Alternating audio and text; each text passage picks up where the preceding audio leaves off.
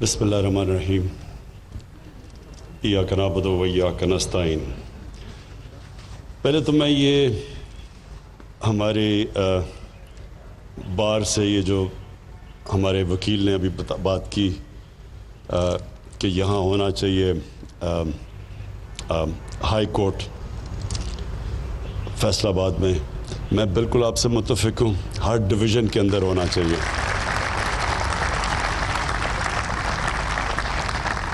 Government کی primary ذمہ داری کہ ان کی عوام کے لیے وہ سہولتیں پیدا کرے، ان کی زندگی آسان کرے، یہ ہوتی ہے گورنمنٹ کی ذمہ داری۔ تو میں تو بالکل اس میں بلیو کرتا ہوں کہ ہم ڈیوالو کریں، لوگوں کو دور دور جانا نہ پڑے، گھر بیٹھے بیٹھے ان کو چیزیں ہوں جو انشاءاللہ جو لوکل گورنمنٹ سسٹم ہم نیا لے کے آ رہے ہیں، یہ پاکستان کی تاریخ میں سب سے بہترین، سارے ہم نے اپنی ماضی کے تجربے جو لوکل گورنمنٹ کے دیکھ کے تو ایک ایسا سسٹم لے کے آ رہے ہیں کہ آپ سب کو خوشی ہوگی کہ پہلی دفعہ آپ کے جو شہر ہیں، فیصل آباد مثلاً جو شہر ہے، یہ کبھی بھی ایک ذہن میں ڈال لیں کہ ایک پروونشل ڈیولپمنٹ فنڈ سے یہ کبھی شہر ٹھیک نہیں ہو سکتا۔ نہ لاہور، اگر ہم یہ سمجھیں کہ جو ڈیولپمنٹ فنڈ پنجاب کا اس سے لاہور چلائیں گے، اگر آپ لاہور کے اوپر پیسہ خرچ کریں گے باقی پنجاب کے علاقے پیچھے رہ جائیں گے۔ ساری دنیا کے اندر جو شہر ہوتے ہیں جو کامیاب، میں آپ کو دنیا کے ماڈلز بتا رہا ہوں کہ لنڈن ہے، نیو یارک ہے، پیرس ہے، بلکہ تہران میں نے جو جا کے دیکھا، اور بلکہ اب ممبئی کے اندر بھی وہی سسٹم ہے۔ سب شہروں کے اب وہ شہر اس طرح چلتا ہے جس طرح ایک ملک چل رہا ہے، اس کا اپنا میئر ہوتا ہے، الیکٹڈ میئر ہوتا ہے، جس طرح لنڈن کا میئر الیکٹڈ ہے، اس کی پھر پوری کیبنٹ ہوتی ہے، تو سارے لنڈن کے مسئلے لنڈن میں حل ہوتے ہیں، اور وہ پھر اپنے پیسے اکٹھے کرتا ہے۔ اب فیصل آباد جیسا شہر پاکستان کا امیر ترین شہر ہے، لیکن اس کو ڈیپینڈ کرنا پڑتا ہے پنجاب سے۔ جب گورنمنٹ سے پیسے آئیں گے تو تب سڑکیں ٹھیک کریں گی، تب ہاسپٹل بنیں گے، تب یونیورسٹی، پھر میئر اپنی کیبنٹ سلیکٹ کرے گا، اس کے اندر ایکسپرٹس ہوں گے، پانی کے ایکسپرٹس ہوں گے، اس کے اندر ایجوکیشنسٹ ہوں گے، تو وہ شہر ایک پوری طرح ایک سیلف سسٹیننگ شہر بنے گا، اور پھر اپنے پیسے اکٹھے کرے گا۔ تو اس کے لیے یہ بھی ہے کہ اتنے بڑے بڑے شہروں میں اپنا ایک ہائی کورٹ بننا چاہیے تاکہ اپنے مسئلے آپ کے یہاں ہی حل ہو۔ اچھا جی، میں آپ سامنے فیصل آباد کے سامنے، کیونکہ آپ پاکستان کا جس طرح مینچسٹر کہتے ہیں، انشاءاللہ ایک دن مینچسٹر کہے گا کہ وہ فیصل آباد ایک شہر تھا جو ہمارے اوپر بیس ہو کے تو ہمارے سے آگے نکل گیا۔ تو آپ کو تو وہ سوچنا چاہیے، سوچ بڑی، انسان کو بڑی سوچ رکھنی چاہیے۔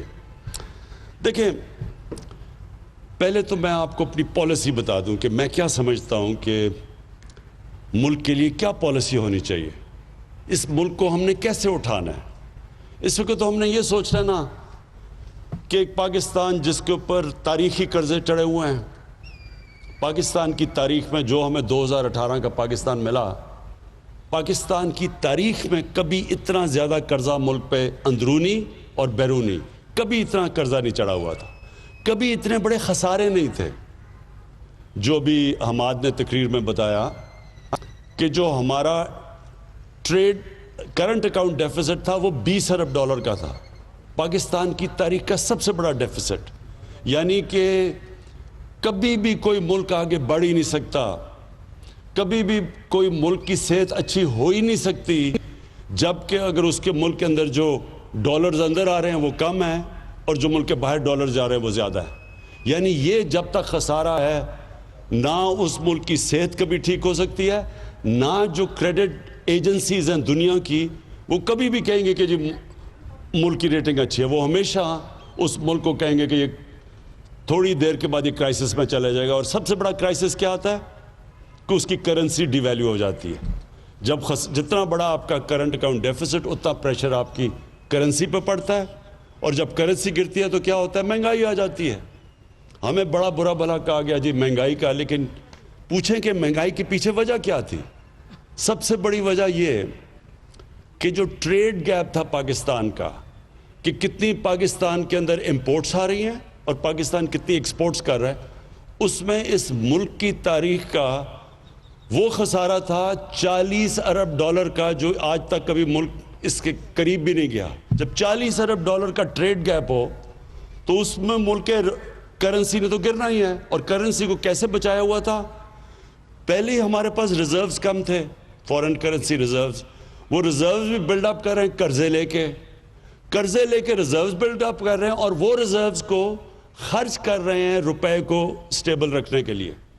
اور وہ جو پیسہ تقریباً میرے خیال میں 15 یا 20 ارب ڈالر انہوں نے 5 سال میں صرف پھینکا روپے کو اوپر رکھنے کے لیے. اس سے کہ آرٹیفیشلی روپے کو اوپر رکھا, ریزروز بھی اپنے ضائع کر دیے, اور سب سے زیادہ نقصان اپنی ایکسپورٹرز کو اور اپنی انڈسٹری کو پہنچایا.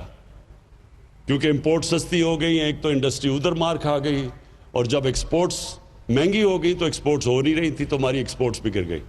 تو جو ہمیں پاکستان ملا تھا وہ سب سے مشکل حالات میں, اور یہ بالکل ٹھیک کہہ رہا ہے کہ اسد عمر نے مجھے جب فائنانس منسٹر تھے تو انہوں نے مجھے بتایا کہ ہم لوگوں کو بتا نہیں سکتے کہ ہمارے پاس پیمنٹس دینے کے پیسے نہیں ہیں, کیونکہ اگر لوگوں کو پتہ چل جائے گا تو روپے کے اوپر رن ہو جائے گی, یعنی روپے اور گر جائے گا. اس لیے ہم بڑے مشکل وقت سے گزرے تھے, اور ہمارے باہر کے دوستوں نے ہماری اس وقت مدد کی جس کی وجہ سے ہم ڈیفالٹ سے بچ گئے. اور ڈیفالٹ آپ کو پتہ ہے, ڈیفالٹ کا مطلب یہ کہ روپے کے اوپر سیدھا پریشر روپے پہ جانا تھا, ہماری باہر ٹریڈنگ رک جانی تھی, ایکسپورٹس رک جانی تھی, اور روپے نے اور مزید گر جانا تھا.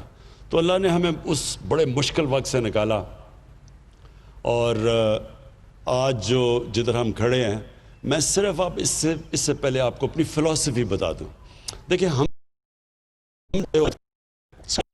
60s میں, تو 60s میں پاکستان ایک مثال دیا جا رہا تھا ڈیولپمنٹ ورلڈ کے اندر, کہ ہمارا پاکستان کا ماڈل بتایا جاتا تھا دنیا کو کہ یہ دیکھیں, یہ پاکستان کو دیکھیں کہ کیسے ترقی کر رہا ہے.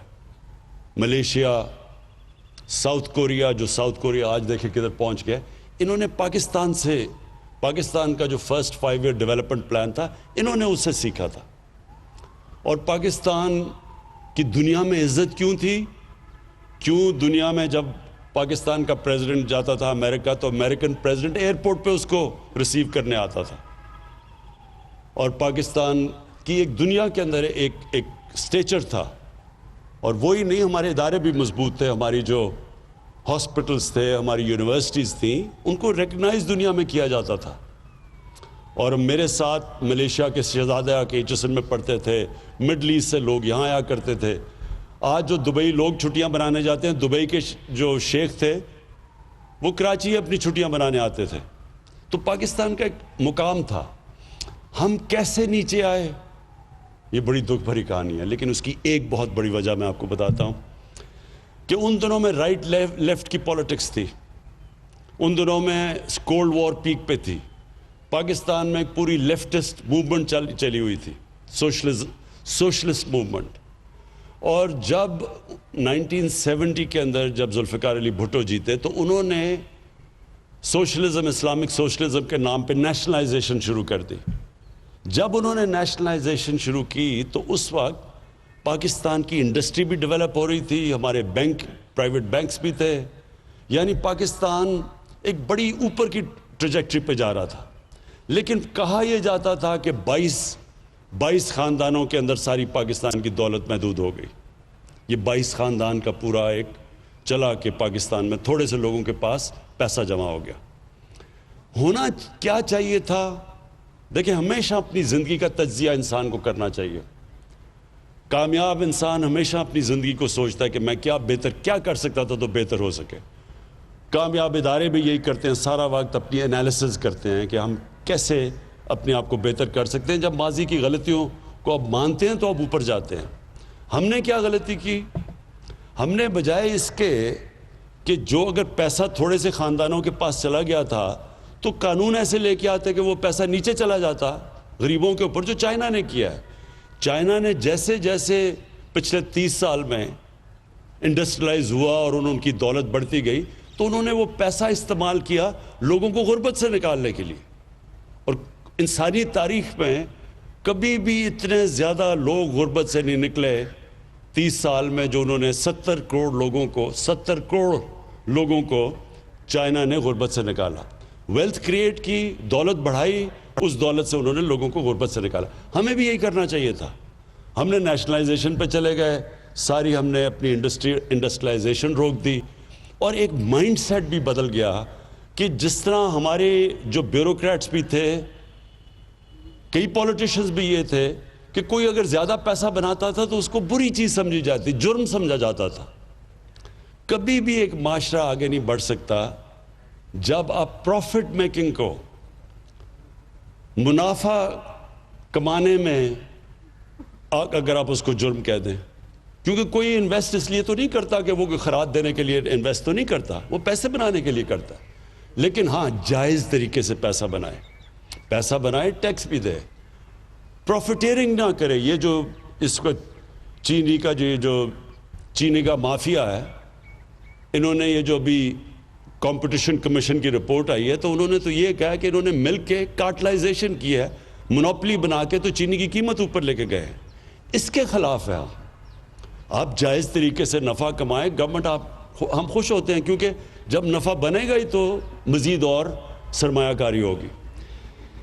تو جو ہماری اب پالیسی ہے، میں آج آپ کو کہہ دوں کہ ہماری اب پوری کوشش ہے کہ پاکستان انڈسٹریلائزیشن کی طرف چلے، پاکستان اپنی ایکسپورٹس بڑھائے۔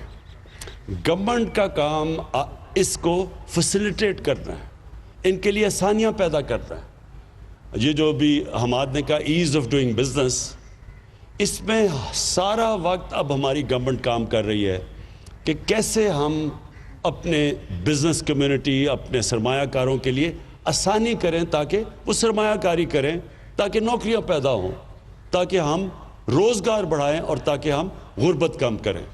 تو یہ جو سائیکل تب ہوگا جب ہم اپنی انڈسٹریل کلاس کے لیے آسانیاں پیدا کریں گے۔ تو ایک تو وہ بھی ہم کر رہے ہیں، ایف بی آر کے اندر اس وقت مسلسل ایک ریفارم پروسیس چل رہا ہے، آٹومائزیشن کی طرف جا رہے ہیں، ٹیکنالوجی کو استعمال کر رہے ہیں تاکہ یہ جو بیچ میں سے یہ جو ہیومن انٹریکشن کم ہو، تاکہ جو رشوت لی جاتی ہے اور جو ہراسمنٹ کی جاتی ہے وہ کم ہو۔ تو یہ مسلسل اب ہماری ایک جدوجہد چل رہی ہے۔ جو ہم نے انسینٹیوز دی اپنی ایکسپورٹرز کو، مجھے بڑا اللہ کا شکر کرتا ہوں کہ اس کا نتیجہ آ گیا، ہماری ایکسپورٹس بڑھنی شروع ہو گئی ہیں۔ ہم ایک مشکل وقت میں، یعنی یہ جو کرونا کا جو یہ پچھلے 6 مہینے گزرے ہیں، ساری دنیا کے اوپر ایک مشکل ترین وقت سے دنیا گزری ہے۔ اس سے اللہ کا کرم ہے کہ ہم نے جو فیصلے کیے اس مشکل وقت میں، ہم نے اپنے غریب لوگوں کو بھی بچا لیا، یعنی بچا لیا بنسبت باقی ملکوں میں جو ہو رہا ہے، جو ہندوستان میں ہو رہا ہے۔ اس وقت ہندوستان میں غربت بڑی تیزی سے اوپر گئی ہے۔ ہم نے جو فیصلے کیے اس سے ہم نے اپنے غریب لوگوں کو بھی بچا لیا، اور اس کے علاوہ ہم نے اپنی انڈسٹری کو بچا لیا، ایکسپورٹرز کو بچا لیا۔ اور یہ ہمارے فیصلے اس لیے بہتر ہو گئے کہ مسلسل ہم نے بیلنس کرنا تھا کہ ایک طرف لوگوں کو کرونا سے بھی بچانا تھا، دوسری طرف اپنے ملک کو بھی بچانا تھا، اپنی معیشت کو بھی بچانا تھا، اپنے انڈسٹری کو بھی بچانا تھا۔ تو یہ اس کے لیے میں اپنی ٹیم کو خراج تحسین پیش کرتا ہوں، جو کرونا کی ہماری جو NCOC بنی ہوئی تھی، مسلسل ہمیں انہوں نے ایکسپرٹس کے ساتھ مسلسل ہمیں فیڈ بیک دیتے رہے، اس کے لیے ہمارے فیصلے اچھے ہوئے۔ دوسری طرف حماد کو اور اکنامک ٹیم کو میں خراج تحسین پیش کرتا ہوں کہ انہوں نے بھی سارا وقت سوچا کہ انڈسٹری کو نقصان نہ ہو، کیسے اپنے لیبر کو بھی وہ رکھ سکیں، اور ان کے لیے انہوں نے فیسلٹیز پیدا کی۔ اسٹیٹ بینک گورنر، اس نے بڑا زبردست کام کیا، مسلسل کوشش کرتے رہے، میٹنگز ہماری ہوتی رہی، ہم اپنی بزنس کو، اپنے لیبر کو بچاتے گئے۔ تو اس لیے آج یہ ٹھیک کہتے ہیں حماد کہ WHO نے، ورلڈ ہیلتھ آرگنائزیشن نے آج پاکستان کی مثال دی ہے کہ وہ چند ملکوں میں سے جنہوں نے سب سے بہترین نیویگیٹ کیا کرونا کے دنوں میں۔ ویسے میں یہ ضرور کہہ دوں کہ ابھی ایک سیکنڈ ویو آ رہا ہے، ہم دیکھ رہے ہیں کہ کیسز پھر سے بڑھ رہے ہیں، اور اس لیے آج ہم نے یہ باہر چھوٹی فنکشن کی، اور 300 لوگوں سے زیادہ فنکشن نہیں ہے۔ اور میں جنہوں نے نہیں ماسک پہنے ہوئے، میں سب کو کہوں گا کہ پلیز یہ ماسک پہنیں، کیونکہ یہ اللہ نے ایک دفعہ ہمیں بچا لیا ہے، احتیاط کر کے ہم کوئی چانس نہ لیں کہ ہماری اگر یہ خدا نہ خواستہ تیزی سے اگر یہ پھیل گئی اور ہمارے ہاسپٹلس پہ پریشر پڑ گیا تو ہمیں پرابلمز آئیں گے پھر اکانومی کے اوپر اور پھر غربت کے اوپر. تو اپنی میں انڈسٹری کو آخر میں جو آپ کو آج خاص طور پہ یہاں آیا، ایک تو مجھے بڑی خوشی تھی کہ میں جب یہاں الیکشن سے پہلے آیا تھا تو پاور لومز بند ہو رہی تھیں، کئی فیکٹریاں بند ہو رہی تھیں اور وہ ریل اسٹیٹ کی طرف جا رہی تھیں، اور بڑا مشکل حالات تھے فیصل آباد کے. تو مجھے بڑی خوشی تھی آج جب میں نے اپنے یہ ایم پیز اور ایم این اے سے پتہ چلوایا، انہوں نے کہا جی آج کل لیبر نہیں مل رہی ٹیکسٹائل کی. تو مجھے بڑی خوشی ہوئی اس چیز کی کہ شکر ہے ہماری روزگار بڑھ رہا ہے. مجھے ایک اور بھی میٹنگز کے اندر بڑی اچھی بات آج سجیشن دیا گیا، اور میں اپنے چیف منسٹر کو یہ کہوں گا کہ ہمیں اب سکلز، ٹیکسٹائل سکلز کے لیے انسٹیٹیوٹس بنانی ہیں تاکہ ان کو ٹریننگ کروائیں، کیونکہ آپ کو ویلیو ایڈنگ کے لیے بھی آپ کو لیبر چاہیے. تو وہ لیبر کے لیے، اس کے لیے، کیونکہ جو سکل ٹیکسٹائل کا اب جو لیبر ہے، جو ورکر ہے، وہ اب اس کی ڈیمانڈ بڑھ گئی ہے اور وہ مل نہیں رہا. تو اس لیے ہمیں اس کو بھی کرنا چاہیے، کیونکہ انشاءاللہ ہم جیسے ہماری ایکسپورٹس بڑھیں گی، اور میں آپ کی جس طرح حماد نے بھی آپ سے سب سے اپیل کی کہ مزید اور آپ انویسٹمنٹ کریں، اور انویسٹمنٹ اس سوچ سے کریں اور بے فکر ہو کے کریں کہ یہ اب آپ کے پاس ایسی گورنمنٹ آئی ہے جس کا کام ہے آپ کے مسئلے حل کرنا. جو ایسی گورنمنٹ آئی ہے جس نے آپ کے لیے ایک سٹیبلٹی دینی ہے، ایک ایسی پریڈکٹیبلٹی دینی ہے کہ آپ جو بھی اپنی انویسٹمنٹ کریں آپ کو یہ فکر نہ ہو کہ ایک دم کوئی ایسی پالیسی چینج ہوگی جو ایک دم آپ کی انڈسٹری کو افیکٹ کرے گی. ہمارا کام ہے آپ کی انڈسٹری کی مدد کرنا، کیونکہ اس سے ایک آپ روزگار لوگوں کو دیں گے، اور دوسرا ویلتھ کریٹ کریں گے. ملک میں جتنی آپ دولت بڑھتی جائے گی، ملک میں آسانی ہوگی اپنے قرضے واپس کرنے میں. ہمارے اوپر ایک تو قرضوں کا پہاڑ چڑھا ہوا ہے، اور وہ تب ہی ہم اتار سکیں گے جب انڈسٹریلائزیشن ہوگی اور جس سے ویلتھ کریشن ہوگی، پیسہ آئے گا ہی تو ہم قرضے واپس کریں گے. تو اس لیے ہماری یہ پالیسی ہے کہ ہم آپ کو پوری طرح سپورٹ کریں گے، فیسیلیٹیٹ کریں گے، آپ کے لیے آسانیاں پیدا کریں گے. فیصل آباد وہ شہر ہے جو کہ پاکستان کی انڈسٹریل سٹی ہے، جس کے لیے انشاءاللہ آپ دیکھتے رہیں گے کہ ابھی سی ایم پنجاب سے بھی بات ہو رہی تھی کہ آپ کے لیے آپ کی سڑکوں کا جو بھی حال ہے، اس کو انشاءاللہ اس میں بھی انویسٹ کریں گے. کراچی ہمارا ہے، اس کے لیے ہم نے بڑا پیکج تیار کیا ہوا ہے، کیونکہ یہ نہیں کہ فیصل آباد نے مجھے ووٹ دی اور کراچی نے مجھے ووٹ دی، اس وجہ سے نہیں، کیونکہ آپ پاکستان کے انڈسٹریل ہبز ہیں. آپ اوپر جائیں گے تو پاکستان اوپر جائے گا. تو اس لیے ہماری پوری کوشش ہے آپ کی مدد کرنے کے لیے.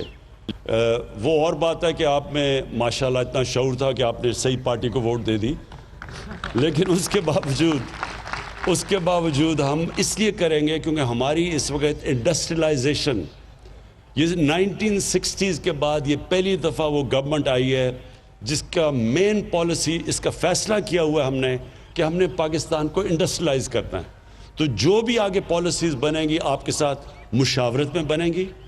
ہم کانسٹنٹلی آپ کے ساتھ مشاورت اس لیے کریں گے کہ آپ کی انپٹ آئے گی تو ہم آپ کی رکاوٹیں دور کرتے جائیں گے.